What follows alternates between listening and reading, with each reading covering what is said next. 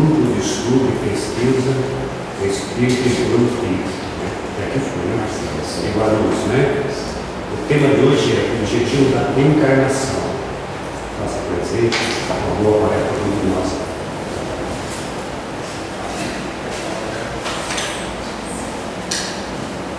Bom dia, gente. Bom dia. Tudo bem? Desejo isso a todos. A vida é cheia de mistérios, não é? Vida, nascimento, né?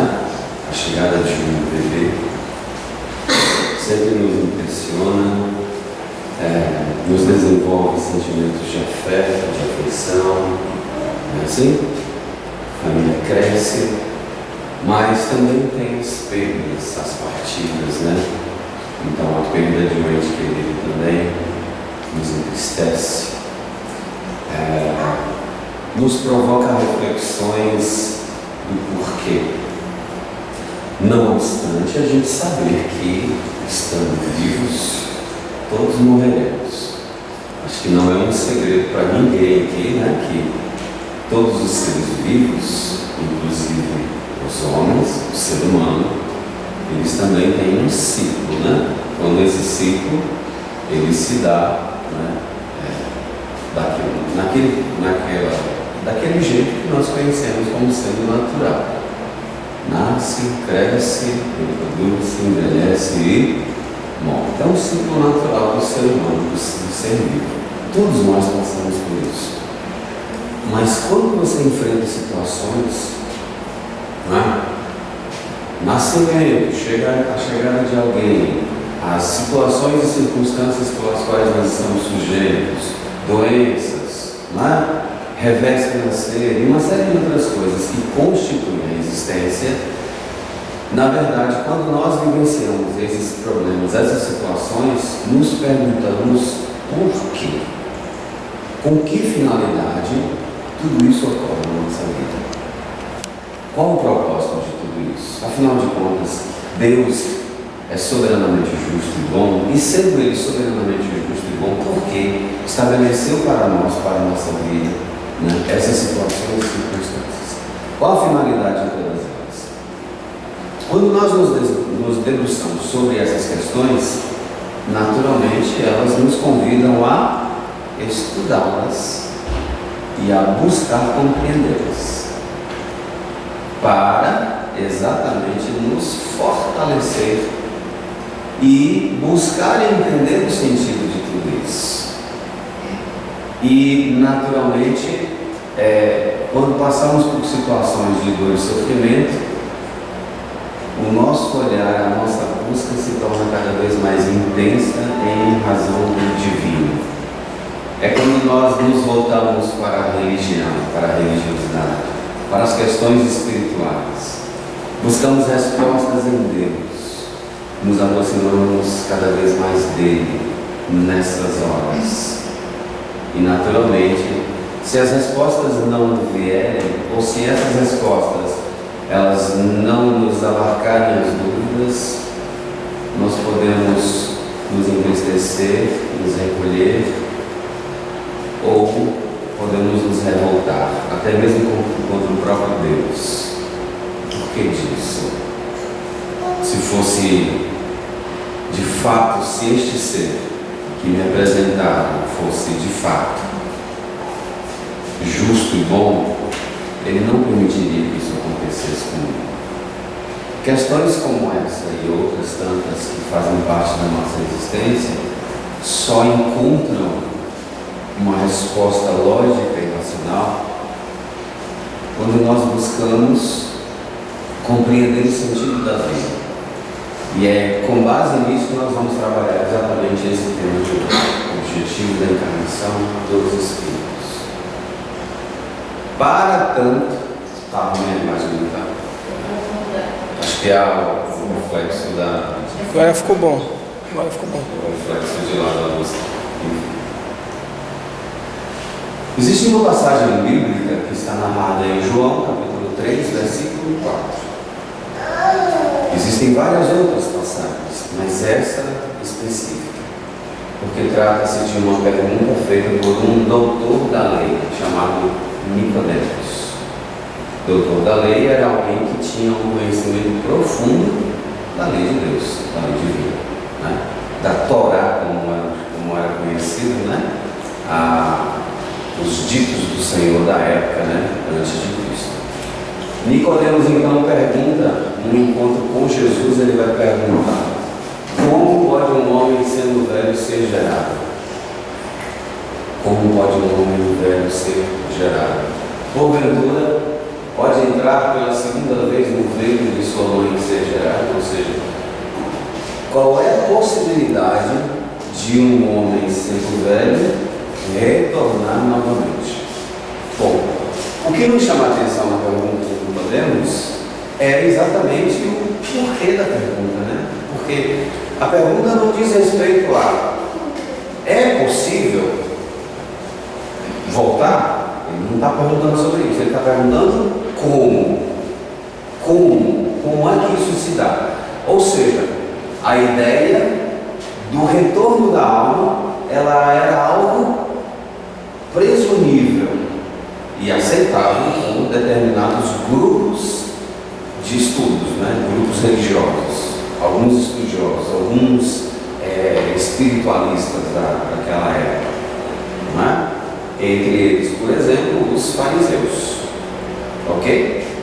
Então veja, os judeus acreditavam na reencarnação, com outro nome, a ressurreição da alma. Então para eles era a sobrevivência da alma após a morte. A questão toda é: essa alma pode voltar? E se ela pode voltar, como é que isso ocorre? Como é que isso se dá? A pergunta de Nicodemos então é essa: como pode um homem já sendo velho? E faz sentido, né, Pepe? Como é que um homem, imagina, velho, ele entrar novamente no ventre de sua mãe? Como é que pode acontecer isso? De que maneira isso é possível? Jesus então vai e responde. Só que a resposta de Jesus é uma resposta que vai fazer com que Nicodemos e todos nós busquemos estudar isso. E ele vai dizer que se alguém não for gerado de água e espírito, não pode entrar no reino de Deus. Todos já ouviram falar dessa expressão, reino de Deus? E o que ela significa para você? Você já pensou sobre isso? O que é esse tal desse reino de Deus? Porque quando se fala de reino, imagina o quê? Você imagina o quê? Inglaterra, né? Rainha Elizabeth, assim, rainha, súditos, né? Assim, aquela coisa, castelo. Quando a gente fala de reino, a gente não lembra disso. Só que reino é esse? Porque inclusive depois ele vai dizer: meu reino não é deste mundo. Não é assim? Vai falar inclusive para os próprios apóstolos, que também não entenderam. Pregar não é daqui, deve ser de algum lugar. Não é? E a gente fica pensando dessa forma, não é assim? Reino é um lugar, não é assim? Reino diz respeito a um lugar. Só que em Lucas, o evangelista vai dizer, ou vai narrar uma fala de Jesus em que ele vai dizer: o reino de Deus não vem com aparências exteriores, nem direi, ei-lo ali, ei-lo acolá, pois que o reino de Deus está dentro de vós. Pronto, aí agora já complicou mais ainda, né? Como é que existe um reino dentro? Pensa aí, um reino dentro. Já imaginaram? Dentro de você, um reino. Pensa aí, dentro de você, dentro de mim, dentro de cada um de nós, um reino. Quem governa esse reino? Você ou Deus? Quem é que governa? Aí, esse reino, com tudo que diz respeito a esse reino, com tudo que você conhece dele, e você conhece esse reino, mas Deus conhece muito mais do que você. Esse reino, como é que está aí dentro? Esse reino, como é que está? Está em harmonia? Está tudo em ordem? Ou está meio bagunçado? Como é que está aí dentro desse reino? Tem tristeza aí dentro? Nesse reino aí tem tristeza? Tem revolta? Tem mágoa? O que tem mais aí dentro? Tem alegria? Tem confiança? Tem certeza dessa construção? Tem fidelidade? O que tem aí dentro desse reino? Porque é desse reino, é esse reino aí que Jesus se refere quando diz a Nicodemos: ninguém poderá ver ou entrar, no reino de Deus. O que seria um reino governado por Deus? O que vocês acham? Como seria um reino governado por Deus? Haveria justiça nesse reino? Haveria amor? Haveria caridade?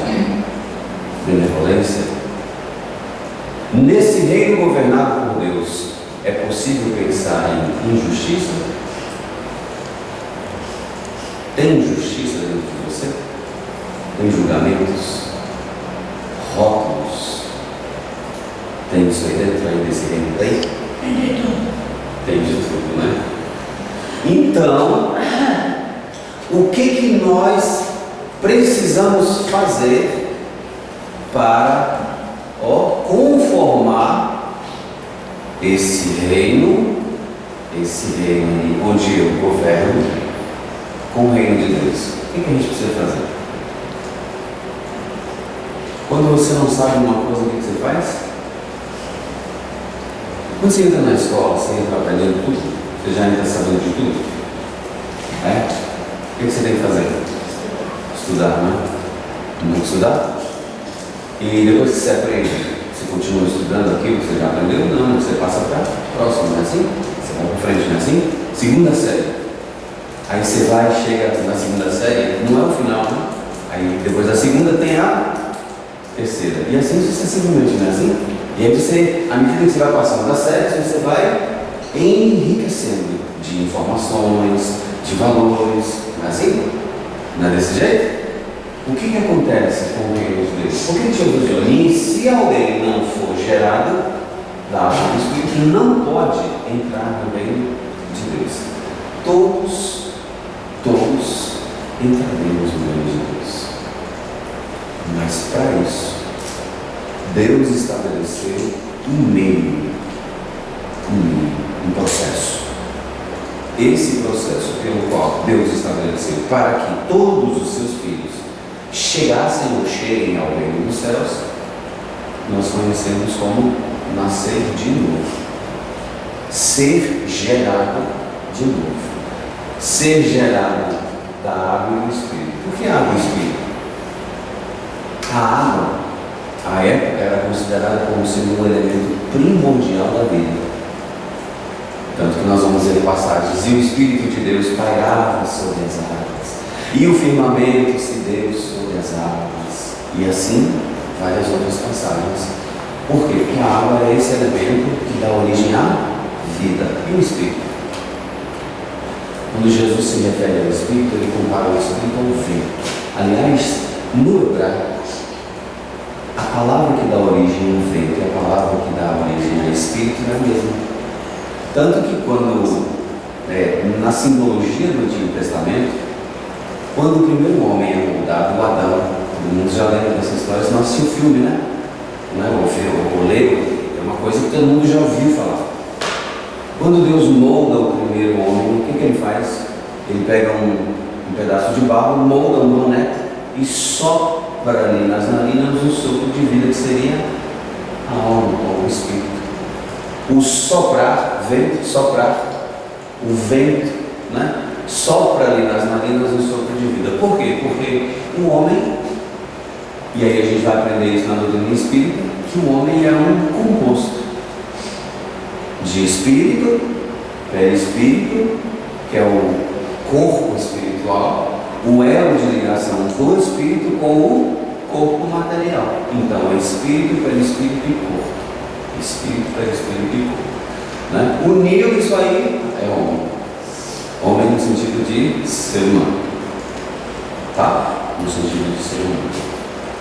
E aí Jesus também fala para Nicodemos assim, em relação ao Espírito. O Espírito é como o vento, sopra onde quer. Ninguém sabe de onde vem, nem para onde vai. Você sabe quem você é? De onde você veio? Seus filhos, sua mãe, seu pai. Você sabe de onde eles vieram, quem eles são? Você não conhece seu filho. Você não sabe de onde ele veio. Por quê? Porque você não tem, por exemplo, você não sabe quais são as características dele. Você não sabe quais são as tendências que ele tem.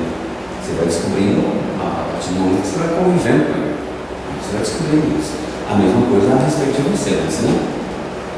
Você só vai se conhecendo a partir do momento que você passa a estudar em você, por exemplo, determinadas tendências, comportamentos, atitudes, vontades, desejos. Por quê? Porque isso diz respeito ao seu mundo interior, ao seu mundo íntimo. Deus conhece você em profundidade. Leia esse Salmo 139, Davi já falava sobre isso. Nesse sentido, Deus não te conhece pelo perfil do Facebook, nem do Instagram. Aqui é o perfil de fulano, aqui é filho de Beltrano, olha só. Não é pelo perfil do Facebook. Ele te conhece intimamente. Sabe quais são as suas forças, as suas vitórias, as suas qualidades, mas também sabe quais são as suas fraquezas, as suas fragilidades. Conhece você em profundidade. Conhece esse reino que ele vai construir. Ele conhece. Ele sabe quais são, por exemplo, as dificuldades e os percalços que você vai ter até alcançar o reino de Deus. Ele sabe de tudo isso. Ele tem uma característica, um atributo chamado onisciência. Ele tem ciência de todas as coisas, inclusive o que vai acontecer na sua vida. E embora ele saiba disso, ele não interfere no seu livre-arbítrio, nas suas escolhas. Mas de uma coisa ele sabe: você vai alcançar o reino de Deus. A questão toda é: nós sabemos, nós entendemos esse processo. Essa é a grande questão. Porque enquanto nós não entendemos isso, nós vamos ficar aqui, sabe? Tateando coisas, sofrendo situações que poderiam ser evitadas, ou poderiam pelo menos ser amenizadas com o conhecimento, com a certeza de que é assim. É desse jeito. Você nunca fez uma coisa errada, você nunca fez uma coisa assim, não é desse jeito. Aí você foi fazendo, até você descobriu que aquele jeito que você faz é o pior jeito que tem para fazer. Então, nossa, quer dizer que assim é muito mais fácil? É muito mais fácil. Nós já nos demos conta disso, não já? Ou você acha que hoje em dia, por exemplo, a gente usa mão de obra?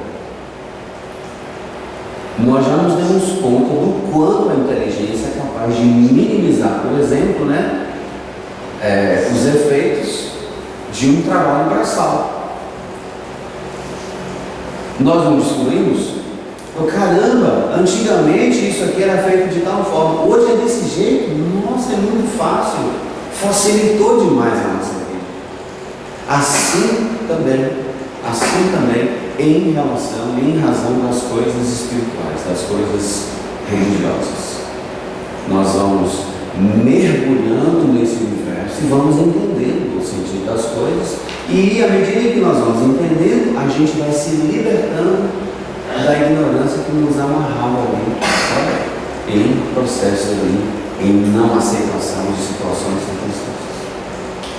Então esse aqui é exatamente o propósito disso. No livro que é pouco conhecido, que eu chamo assim Instruções Práticas sobre as Manifestações Espíritas, tem um vocabulário espírita. Toda a ciência ela tem um vocabulário, a doutrina espírita também tem um vocabulário. Nesse livro ela está bem resumida. A primeira edição do Livro dos Médiuns, ela tinha um vocabulário maior, só que não foi traduzido para o português, tem apenas na versão francesa, mas tem nesse livro aqui. Nós vamos pegar lá o verbete encarnação, é a mesma coisa de nascer de novo, porque o que é encarnar? é pegar o espírito e implantar num corpo. Tá? É o espírito nascer no mundo, manifestar-se no mundo através de uma forma física. Isso é a encarnação. E eles vão dizer que a encarnação é o estado dos espíritos que revestem um envoltório corporal. Se é um estado dos espíritos, um estado não é algo definitivo. Como, por exemplo, a alma ou a água, por exemplo, se você se submete a uma temperatura baixa, ela entra num estado de solidez, transforma-se em gelo. Não é assim? Se você mantém ela na temperatura normal, ela modifica o seu estado e entra no estado líquido. Se você eleva ela a uma temperatura, né, alta, ela entra num outro estado, num estado gasoso. Estado é alteração, mas é sempre água, sólido, líquido e gasoso, mas ali é o elemento água. O espírito também tem estados. Nesse exato momento, o espírito, a alma que somos, estamos num estado de encarnados, revestidos de um corpo físico. Revestidos de um corpo físico. Tá? Disse espírito encarnado por oposição a espírito errante. Aqui um outro termo. Quando morremos, o corpo morre, mas resta.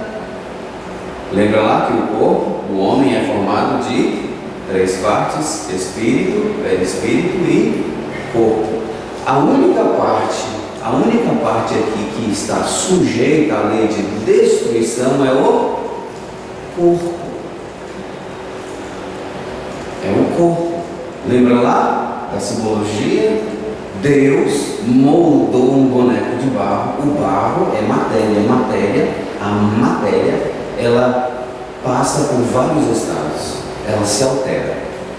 É a única parte que está sujeita à lei de destruição. Porque você já percebeu, se você olhar no espelho hoje, pega uma foto sua de 10 anos atrás, você vai perceber que você está completamente diferente. Bem diferente. E vai continuar se diferenciando ainda mais. Não é assim? Ou seja, nós estamos caminhando para a morte. Porque todos estamos condenados a ela. Todos estamos condenados a morrer. Mas o problema todo é, a morte não é uma coisa ruim. Apenas a nossa visão a respeito dela é que é uma visão deturpada, porque nós não entendemos, não compreendemos ainda. E quando não compreendemos uma coisa, não é?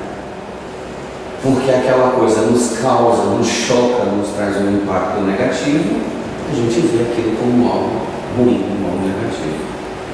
E porque também pintaram a morte, né, deram essa feição de destruidora de lar, de afetos, assim, de separação. É a visão que nós temos dela, mas nós vamos aprender na doutrina espírita que a morte é diferente. A morte é uma porta de libertação. Olha só. Não é um convite à reflexão? Caramba, como é que é isso? Então, olha só. Então, esses espíritos, que somos todos nós estamos em estados. Ninguém poderá entrar no reino de Deus se não ser gerado de novo. Ser gerado é estar, submeter-se a um estado de espírito encarnado. Por que Deus estabeleceu isso? Por que Deus assim fez? Bom, para isso a gente precisaria, né, participar das coisas da casa, obviamente, né, e aprender, por exemplo, que as almas, os espíritos, são criados simples e ignorantes, ou seja, sem saber, sem conhecimento. E eles adquirem esse conhecimento passando pelas provas que Deus estabeleceu. E essas provas, elas são vividas justamente aqui, na condição de homem, de ser humano. Ou vai dizer que você nunca aprendeu nada nessa existência? As dificuldades, os desafios não fizeram com que você aprendesse algo, alguma coisa? Todas elas, independente de não estou falando de conhecimento erudito, estou falando de conhecimento como um todo. O próprio lidar com situações, circunstâncias, com pessoas, fez com que você, surgiu em você, ou despertou em você necessidades. Não é assim? Tolerância, benevolência, indulgência, compaixão, perdão. Não é assim? Você nunca teve que vivenciar, você nunca vivenciou situações que te exigiram agir dessa forma? Enfim, né? Então, estamos encarnados, mas quando morremos, voltamos ao estado de errante. Errante não é quem erra, errante é um estado vago, indefinido. Alcançou o reino de Deus?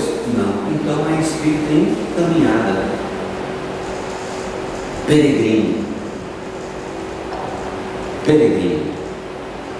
E vai peregrinando até chegar. Quando chega no reino de Deus, pronto, aí você entra num estado que é o seu estado definitivo, que é o estado de pureza, espírito puro, perfeito, bem-aventurado. Já lemos sobre as bem-aventuranças? Bem-aventurado. O espírito bem-aventurado é aquele que alcançou, né, sobretudo os puros de coração. Porque a pureza de coração representa para o espírito o quê? O reino de Deus. O reino de Deus é puro? Tem pureza no reino de Deus? Tem, não tem? Porque senão Deus não seria Deus, não seria justo, não seria soberanamente justo e bom. Para ter bondade é preciso ter essa pureza de coração. Então, esse espírito passa por esse estado. Estando encarnado, está no mundo, mas aí depois com a morte ele retorna para o estado de espírito errante. Se ele volta para o mundo espiritual, se ele retorna para o mundo espiritual, é espírito errante, então o que acontece?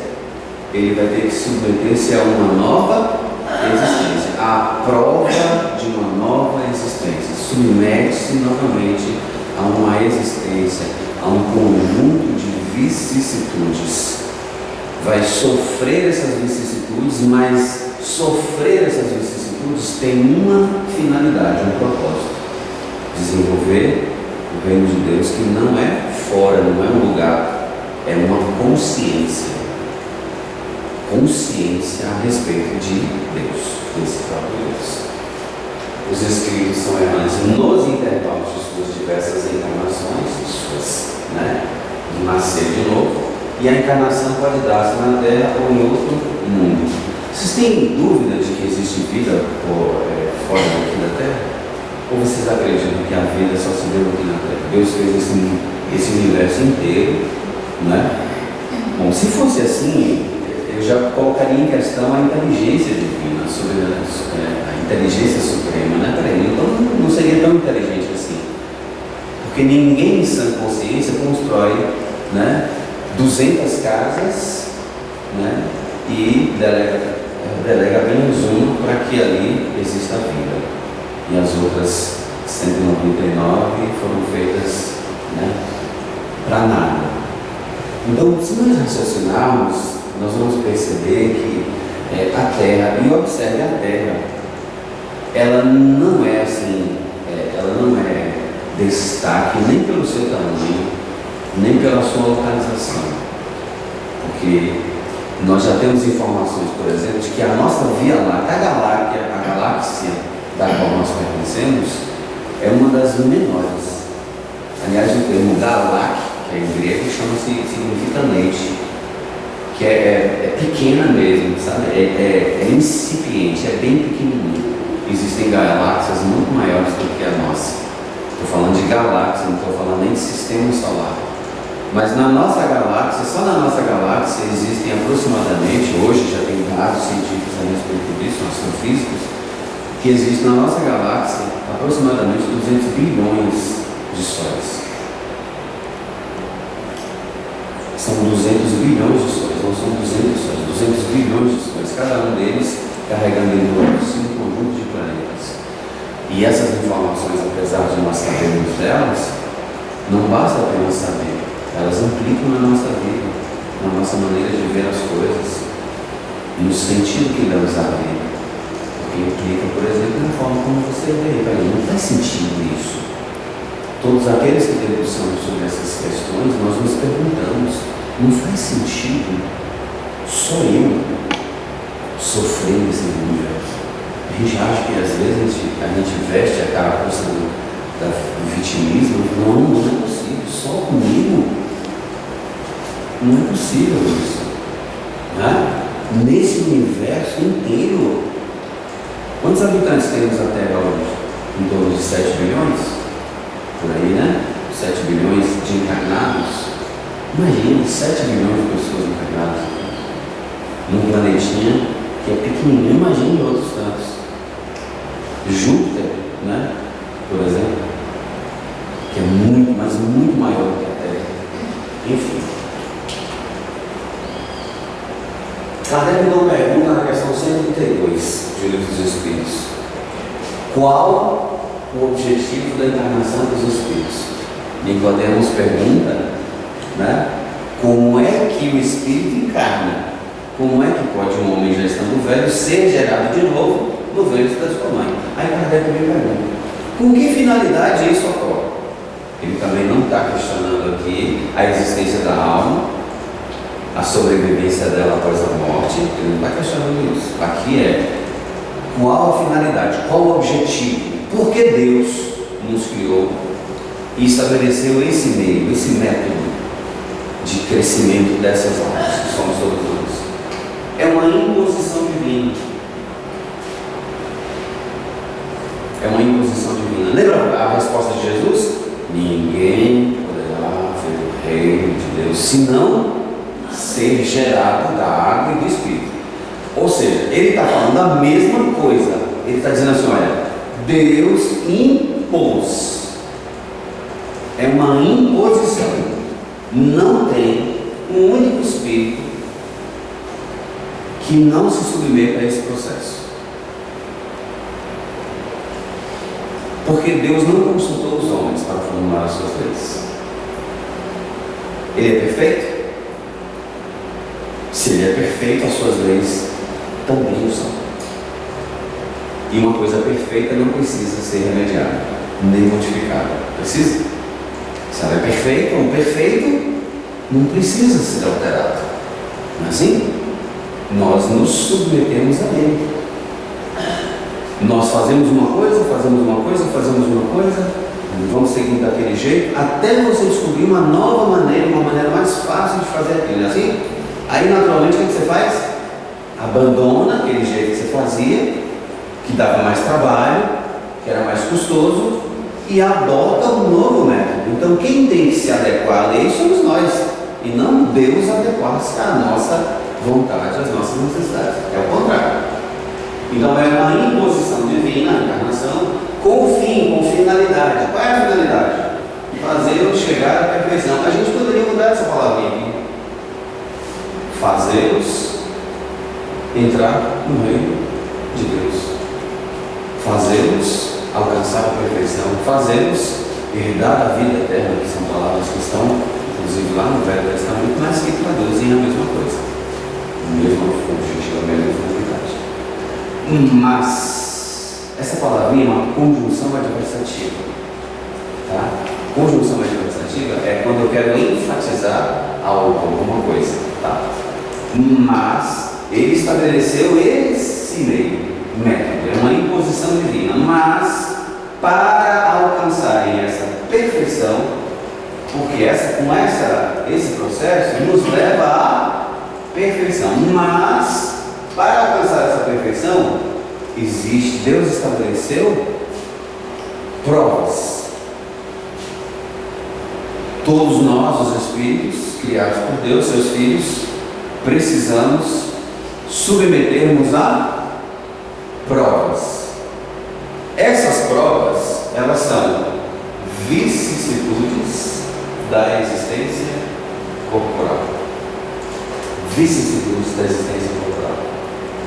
Nessas vicissitudes da existência corporal é que está a expiação.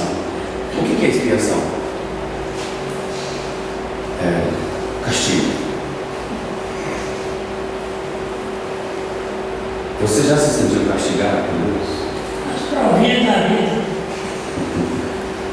Quem é que já se sentiu castigado? Nossa, mas por que comigo? O que foi que eu fiz? Gente do céu, meu Deus, por que essa situação? Por que eu estou passando por isso?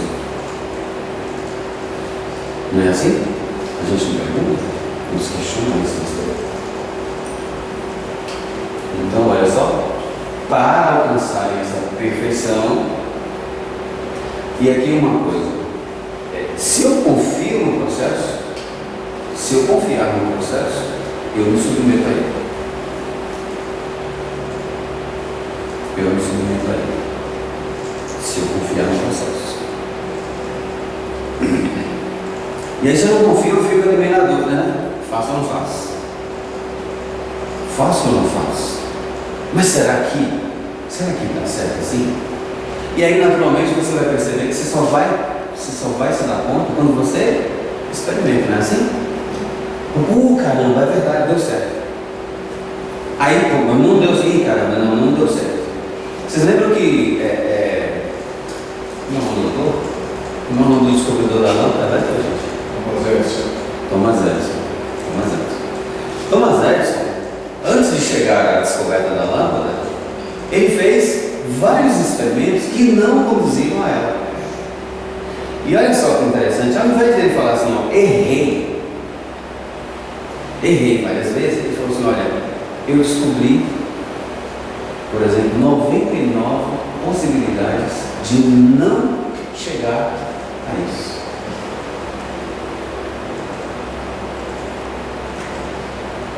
Mudança, né? De perspectiva. Ao invés de falar assim, poxa, errei. Ao invés de falar assim, errei, ele falou assim, olha, eu descobri tantas possibilidades que não me conduzem a tal finalidade.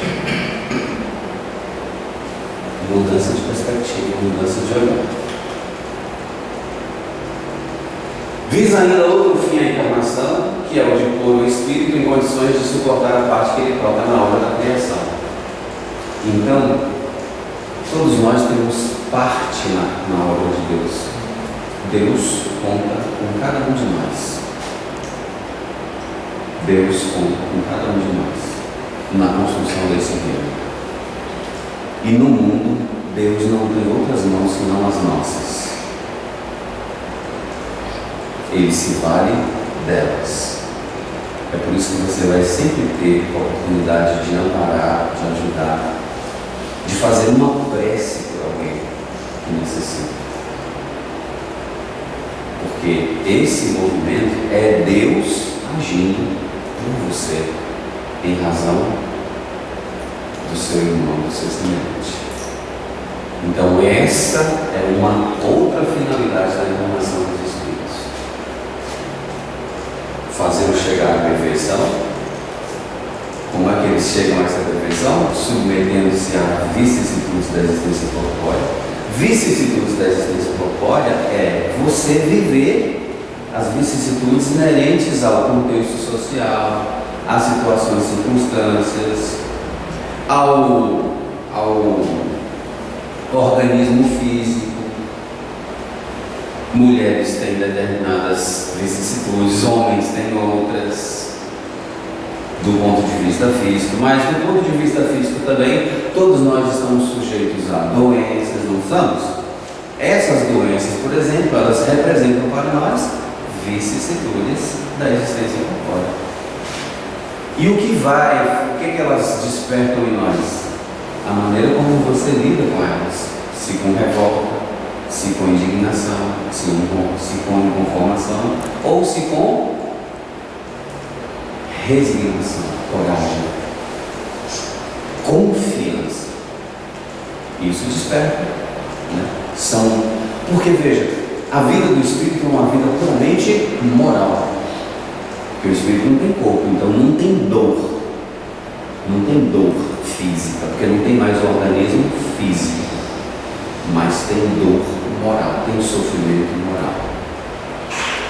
Lógico que esse sofrimento moral, ele é decorrente das escolhas equivocadas que nós fazemos durante a vida. Então, revolta, mágoa, ódio, ciúme, tristeza, tudo isso nos leva a um sofrimento moral quando retornamos à paz espiritual, quando voltamos à condição do Espírito. Tá? Para executar essa encarnação aqui, ó, o Espírito em cada mundo, né, ele, para executar, em cada mundo toma o Espírito um instrumento em harmonia, em harmonia com a matéria essencial deste mundo, a fim de ali cumprir daquele ponto de vista as ordens de Deus. Então nós estamos sob ordens de Deus. A única coisa que a gente não sabe ou melhor, a única coisa que a gente não sabe e não confia nisso. Mas, por exemplo, para você chegar aqui no mundo, você não caiu de paraquedas, você escolheu uma condição de espírito. Você escolheu estar aqui. Porque na condição de espírito você tem muito mais lucidez do que aqui. A gente fica aqui, né? Meio a matéria, ela sobrepuxa o espírito, a gente vive meio que como ser humano. Você vive muito mais a vida do personagem do que a vida espiritual. Você acha que você é seu corpo. As suas preocupações, as suas buscas, elas são muito mais voltadas em razão das necessidades físicas do que as necessidades do espírito. Nós não vivemos ainda como espíritos. Viver do ponto de vista espiritual é voltar-se mais para a vida espiritual. E olha que Jesus já falava sobre isso. Buscar primeiro o reino de Deus e a sua justiça, e todas as outras coisas serão acrescidas. Ou quando ele fala assim, guardai o vosso tesouro no céu, pois aonde estiver o vosso tesouro estará também o vosso coração. O que ele quer dizer com isso? Ele quer dizer que as nossas buscas, em primeiro lugar na nossa vida, tem que estar no plano espiritual. As aquisições do Espírito, em tudo que você faça. Em tudo que você faça, nas relações que você trata com os outros, nas situações e circunstâncias pelas quais você passa, em tudo isso, você deve colocar no primeiro plano o mundo espiritual, porque é para lá que dirige todas as buscas e é para lá que devem dirigir-se a nossa atenção. Por quê? Porque lá constitui esse verdadeiro tesouro, onde atrás os ladrões arrombam o ouro. Lá isso não ocorre. Por quê? Porque as virtudes, tudo que você conquistou em termos de conhecimento, em termos de moralidade, é seu, ninguém lhe toma. Ninguém lhe toma. Diferente dos bens materiais, estávamos conversando agora há pouco a respeito disso. Qualquer um pode invadir sua casa, seu espaço, até mesmo, agredir você, Porque estando no mundo, nós estamos sujeitos, inclusive essas vicissitudes nesse mundo que nós vivemos, representa para nós, por exemplo, estar sujeitos às imperfeições dos outros. A maldade dos outros, o ciúme dos outros, a ganância, a cobiça dos outros. Você está sujeito a tudo isso. Estamos sujeitos a tudo isso. Mas estando sujeito a tudo isso, existe um propósito, uma finalidade, que é a maneira, a forma como você lida com todas essas coisas. Deixa eu dar uma adiantada aqui, o nosso tempo já está bem avançado aqui. E aí a gente vai perceber que nesse propósito aqui, no nascer de novo, nós vamos ver que o Espírito vai submeter-se à expiação.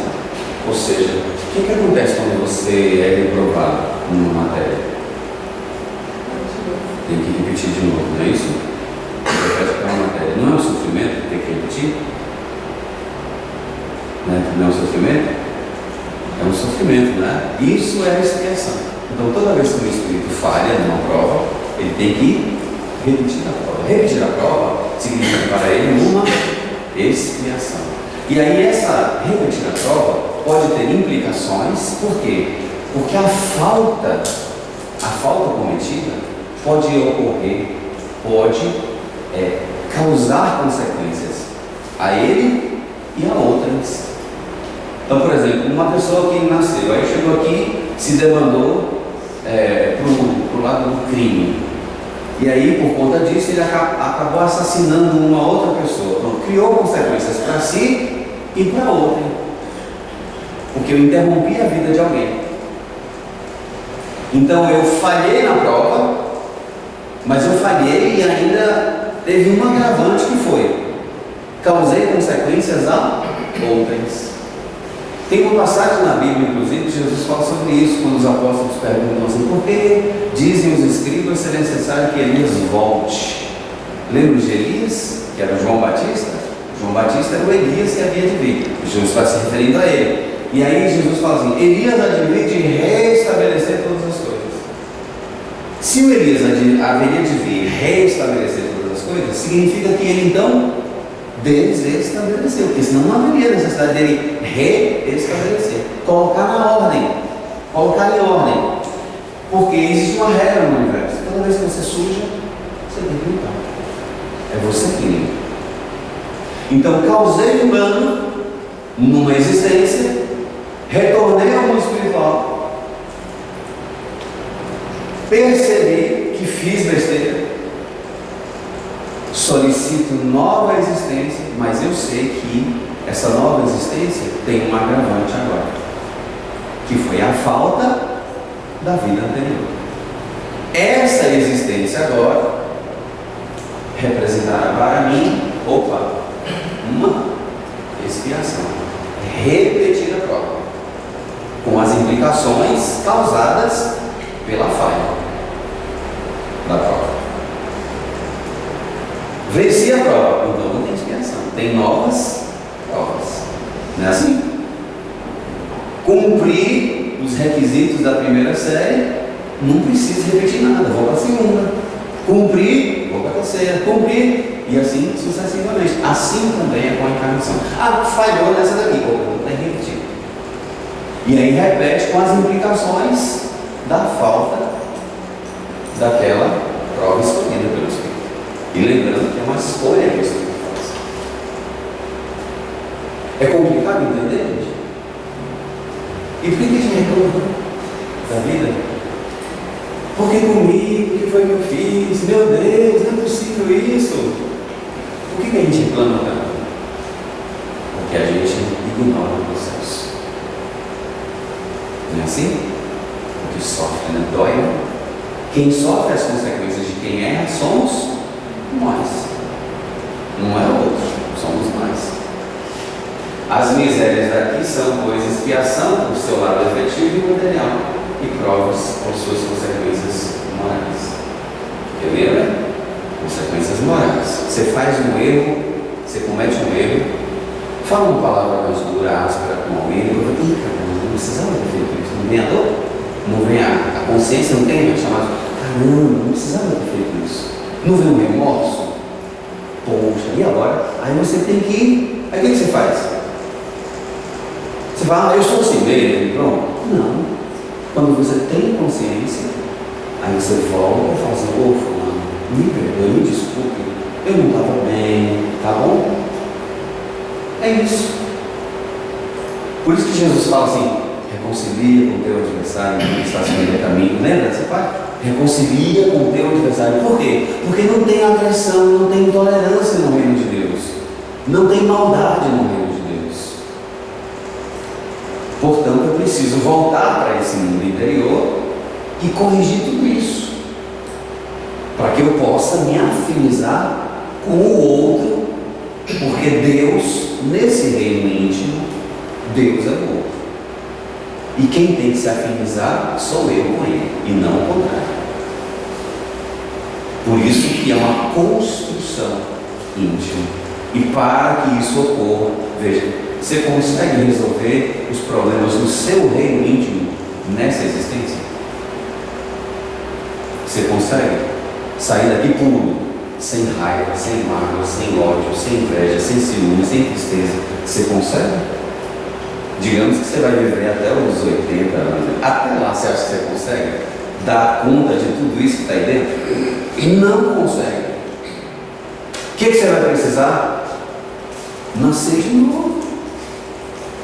E vai nascer de novo, e vai nascer de novo, e vai nascer outra vez, até que você esteja, ali, que é quando Jesus fala assim: bem-aventurados os puros de coração, porque eles verão a Deus. Então, para que haja essa pureza de coração, você vai ter que nascer de novo. E para nascer de novo, obviamente, você tem que entender que você sobrevive à morte do corpo. Portanto, aqueles que nos precederam, nossos pais, nossas mães, nossos amigos, que já partiram, eles retornarão porque eles continuam vivos, não morrem. Ninguém morre. Ninguém morre. Eu vou pular isso aqui, porque nós de certa forma já falamos sobre as vicissitudes, né? E aí já vou partir para o finalzinho, porque meu Deus, a hora corre, né? Lembra dessa frase de Jesus? No mundo tereis provações? Mas, ó, Jesus, quem quiser pesquisar, ó, João 16:33. No mundo tereis provações, mas animai-vos. Eu venci o mundo. Eu venci o mundo. O que significa isso? Vencer o mundo? Deus estabeleceu a encarnação, ou seja, submeter os espíritos às vicissitudes da existência corpórea com uma finalidade. Vencer o mundo significa isso. Vencer o mundo significa transformar-se no espírito puro, alcançar o reino de Deus, a vida eterna. Você já imaginou? Pensa em você sem inveja, raiva, mágoa, ódio, ciúme, tristeza, nada disso. Todas essas coisas que te atormentam, esse mundo íntimo, esse reino íntimo aí para você, tudo isso que te atormenta, já pensou? Nada disso. Nada disso mais, só harmonia, só beleza. E aí eu vou pular para o finalzinho de hoje, para a gente finalizar por causa do nosso tempo. E aí, vou parar só aqui rapidinho, isso que é importante, ó. Como pode a alma que não alcançou a perfeição durante a vida corpórea acabar de decorar? Você chegou no mundo espiritual, o espírito perfeito? Não. Sofrendo a prova de uma nova existência, submetendo-se a vicissitudes. Por quê? Porque o espírito sabe que é submetendo-se a essas vicissitudes que ele vai desenvolver esses potenciais divinos. Lembra de Jesus falando? Sois dele, podeis fazer tudo que eu faço, com muito mais que Cristo. Ele está falando desse processo aqui. Todos nós temos inerte esses potenciais divinos, mas esses potenciais divinos, eles não se desenvolvem a esmo. Eles precisam de vicissitudes, de situações e circunstâncias para que eles sejam desenvolvidos. Como é que você vai desenvolver paciência? Num deserto, sozinho? Não. Convivendo, né? Com o marido, com a esposa, com os filhos, com a sogra. É assim que você vai, né? Com os colegas de trabalho. Você vai vivendo vida de relação. Na vida de relação você vai desenvolver isso. É exatamente sofrendo essas vicissitudes. E aí, para finalizar, olha só, um gráficozinho aqui, ó, tá vendo? Porque os espíritos, eles fizeram uma divisão, classificação dos espíritos. Apenas pedagogicamente falando.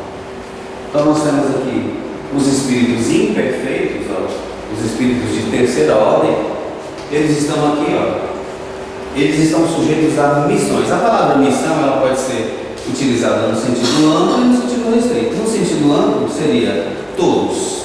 Então o pai, a paternidade é uma missão, a maternidade é uma missão, o agricultor que lavra a terra é uma missão, assim como o governante é também uma missão. São missões amplas, tá? Todos estamos sujeitos a ela. Agora aqui já é uma coisa mais diferenciada. Os espíritos bons, tá? Outra coisa, os espíritos imperfeitos, ó, eles estão sujeitos a provas e expiações. Provas e expiações. Porque a expiação, ela decorre de uma falta anterior. E as faltas, elas só são cometidas por esses espíritos imperfeitos porque neles existe ainda propensão para o mal. Tem propensão para o mal em você? Sim ou não? Se você disser que não, vou pisar no seu pé, só para ver como é que você reage. Aí aqui, nesse segundo grupo, os espíritos bons. Os espíritos bons, eles estão sujeitos apenas a provas. Eles não têm mais maldade, não tem mais raiva, não tem inveja, não tem mágoa, não tem ciúme, nada disso.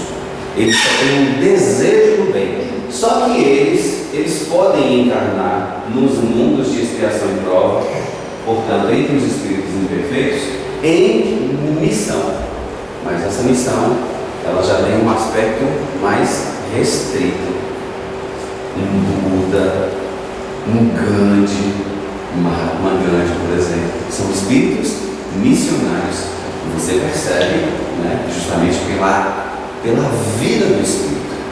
Não é nem pelo espírito, pelo que escreveram a respeito, não é pelo que falaram, né, é pela vida do espírito, pelo que ele fez no mundo. Você percebe.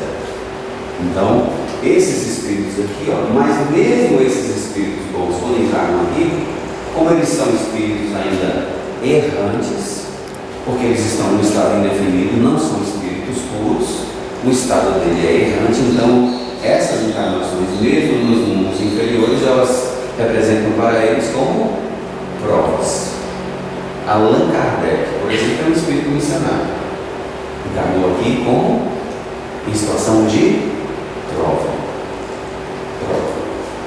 Eu até falei que ia fazer uma palestra aqui, não foi sobre isso, né? E aqui agora nós estamos mais restrito ainda, ó, os espíritos puros. Eles não estão sujeitos nem provas, nem expiações, porque eles não têm mais do que ser provado. Já alcançaram, atingiram a perfeição no reino de Deus. Aqui, por exemplo, nós vamos perceber Jesus. Jesus não encarnou aqui no Pai. Mais sofreu Jesus do que qualquer um de nós, não foi assim? Mas ele fez isso por quê? Por necessidade? Não. Por amor. Por amor. Apenas por amor. Então essa missão, ela é mais restrita ainda. Por quê? Porque essa missão não representa para o Espírito nem prova, nem expiação.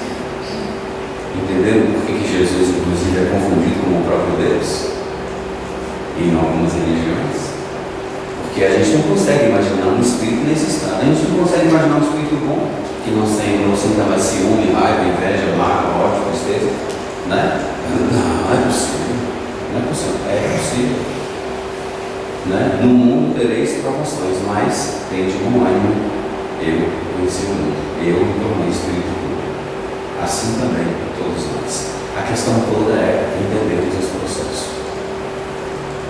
E para entender esse processo, eu preciso estudar, mergulhar nele. Até mesmo situações e circunstâncias pelas quais estamos passando. A perda de um ente querido, uma doença terminal, que chega na minha vida e vai chegar. Situações que vão me desafiar. Desafiar a minha relação com Deus, a maneira como eu me relaciono com Ele. Se com confiança ou se com revolta.